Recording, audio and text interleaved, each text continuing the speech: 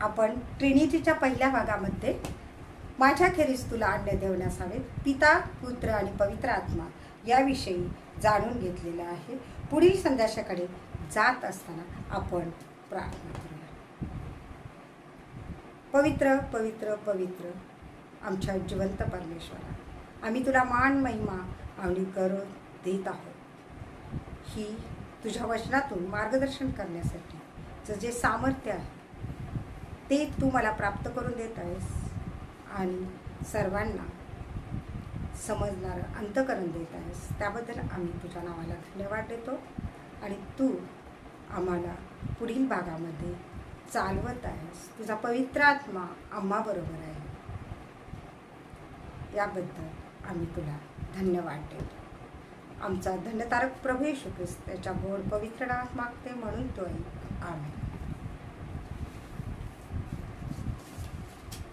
आपण या अगोदर पिता, पुत्र आणि पवित्र आत्मा याद्वारे तैक्य देवामध्ये एक आहे. कारण पित्याने प्रत्यक्ष परमेश्वराने मोशेकरवी जी आज्ञा दिली, माझ्याखेरीज तुला अन्न देव नसावे. गलती करास 2:20 आम्हाला सांगतं, ख्रिस्त माझ्या ठाई जगत आहे. ख्रिस्त माझ्या ठाई जगत आहे. ख्रिस्ताचा पवित्र आत्मा तो आम्हाला चालवत आहे. इब्री लोकास पत्र 9:14 आणि 15 हे वचन सांगतं, तर सार्वकालिक आत्म्याच्या योगे ज्याने निष्कलंक आशा स्वतःस देवाला अर्पण केले, त्या ख्रिस्ताचे रक्त आपली सद्सद्विवेक बुद्धी जिवंत देवाच्या सेवेसाठी निर्जीव कृत्यापासून किती विशेष करून शुद्ध करेल. आणि पवित्र आत्मा आम्हाला शुद्ध करत आहे. आम्ही देवाच्या अधीन राहण्यासाठी, आम्ही देवाच्या समक्षतेत जाण्यासाठी, सहभागितेत जाण्यासाठी तो वचनाद्वारे आमच्या जवळ आहे आणि आमच्याकडून तो त्याचं कार्य करून घेत आहे. आणि तो नव्या कराराचा मध्यस्थ आहे. प्रभू येशू ख्रिस्त हा नव्या कराराचा मध्यस्थ आहे.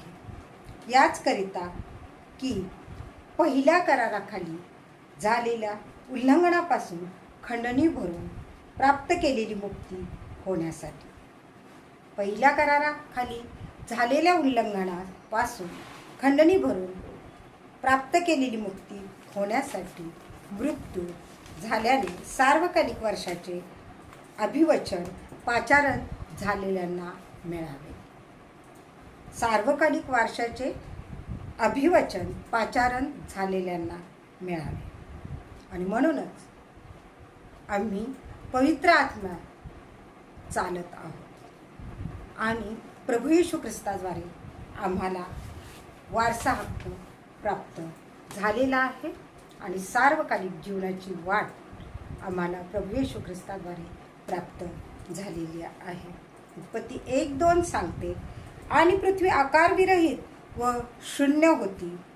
जलनिधीच्या पृष्ठभागावर अंधकार होता आणि देवाचा आत्मा जलावर तळपत होता. या वाक्यामध्ये देवाचा आत्मा, देव आणि आत्मा, आत्मा म्हणजे देवाचे विचार. आणि उत्पत्ती 1:26 सांगत आहे, मग देव बोलला, आपल्या प्रतिरूपाचा व आपल्याशी सदृश्य मनुष्य आपण करू. मनुष्य आपण करू. देवाने मानव निर्माण केला आणि तोच पुत्र, देवाचा पुत्र या जगामध्ये मानव रूपाने आलेला आहे. तो यासाठी की तुम्हा आम्हाला सार्वकालिक जीवन प्राप्त व्हावं. योहान 1:1 आम्हाला सांगतं, प्रारंभी शब्द होता, शब्द देवासह होता आणि शब्द देव होता. इथं पिता, पुत्र आणि पवित्र आत्मा एक परमेश्वर आहे आणि आम्ही एकेश्वरी आहोत. कारण देवाची आज्ञा आम्हाला सांगत आहे, माझ्याखेरीज तुला अन्य देव नसावे. याची साक्ष या योहान 1:1 मधून आम्हाला योहान देत आहे. मानवनिर्मित सिद्धांत परमेश्वराचा असा आहे की मानव, शरीर, जीव आणि आत्मा हे मिळून मानवाची निर्मिती झालेली आहे. ही मिळून मानवाची निर्मिती झालेली आहे आणि पूर्णतेचा सिद्धांत झाला आहे. आत्मा म्हणजे समज आणि बुद्धी सर्व प्राण्याहून श्रेष्ठ अशी बुद्धिमत्ता त्याने मानव प्राण्याला दिलेला आहे. देव परमेश्वर हा स्वयंप्रेरित आणि स्वयंनिर्मित आहे. त्यानं सर्व काही जगाची निर्मिती केलेली आहे. हे उत्पत्ती पहिल्या अध्यायात आपल्याला दिसून येतं. मातीपासून शरीर बनविले, श्वास फुंकला म्हणजे जीव आणि आत्मा म्हणजे बुद्धी समज यातून मानवाची निर्मिती झालेली आहे. हे त्रेक्याप्रमाणेच कार्य आहे. पूर्ण मानव केव्हा होतो तर शरीर, आत्मा आणि जीव या तिन्ही मिळून एक मानव तयार होतो. पिता यहोवा विटनेस, पुत्र प्रोटेस्टंट, पवित्र आत्मा हे वेगवेगळे न होता ऐक्यात असावे. ओनली यहोवा विटनेस, ओनली जीसस आणि ओनली होली स्पिरिट वेगळे करता येत नाही. तर त्रेक्यामध्ये ते एक आहे आणि एक वेगळे झाले तर पूर्णत्व प्राप्त होऊ शकत नाही. त्रैक्यात पूर्णता आहे आणि त्रैक्याशिवाय तारण नाही हे आपल्याला पौल रोमकराचं पत्र याचा 8वा अध्याय आणि 14 ते 17 वचनामध्ये विधित करत आहे. कारण आपण त्याचे वारीस आहोत. कारण जितक्यांना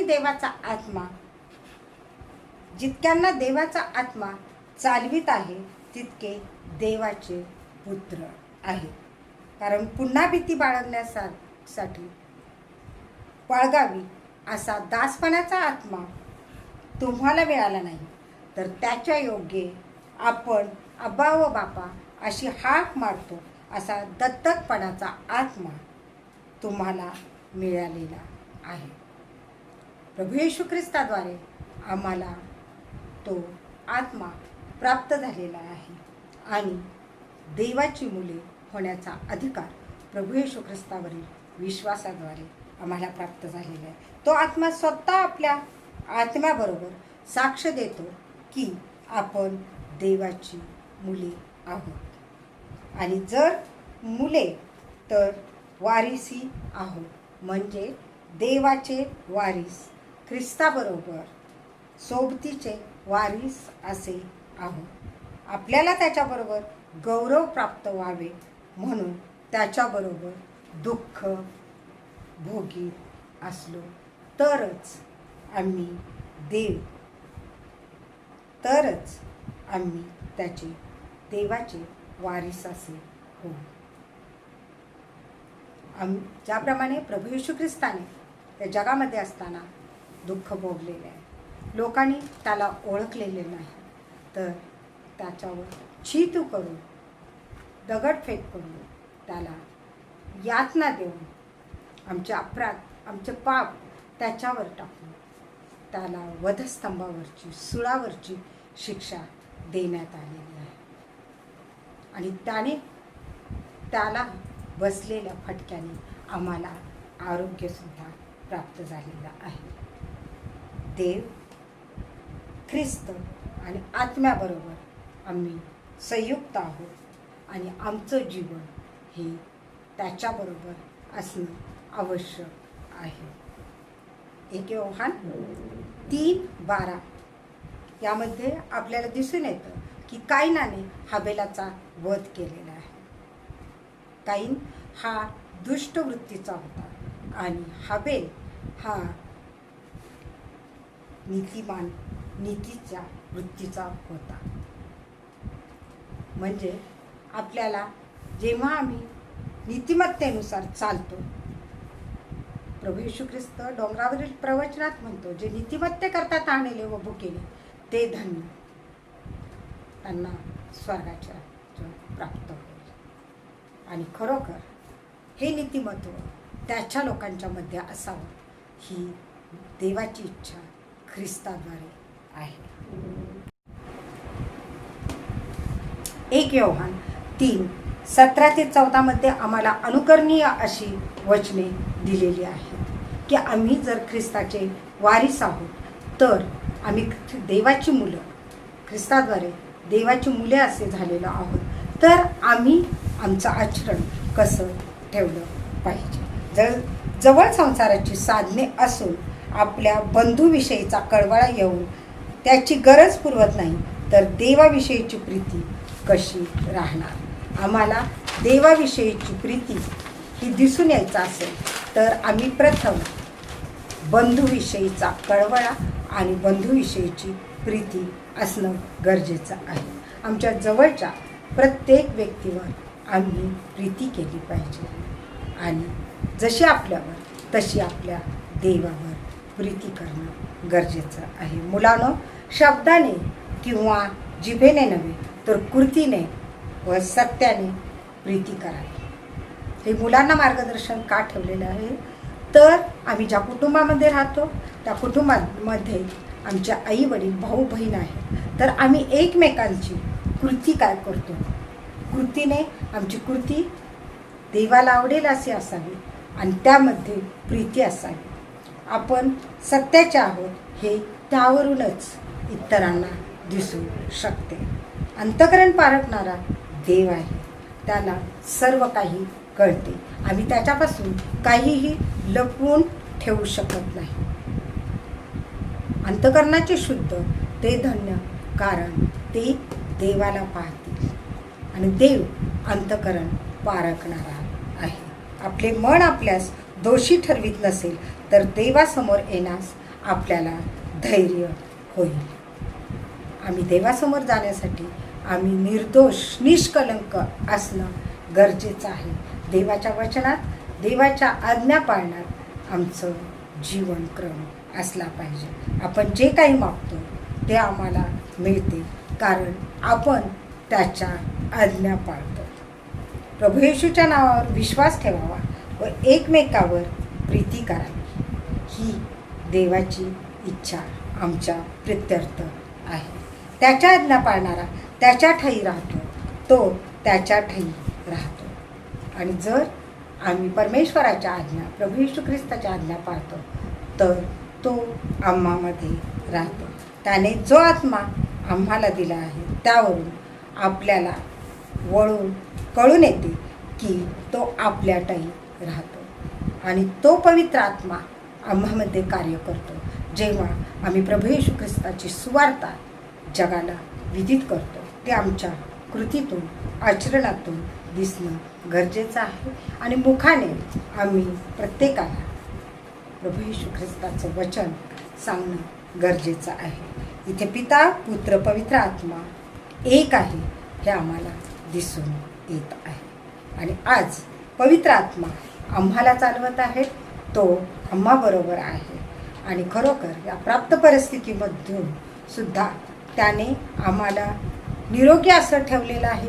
सर्व नैसर्गिक आपत्तीपासून त्यानं आम्हाला अलिप्त ठेवलेलं आहे.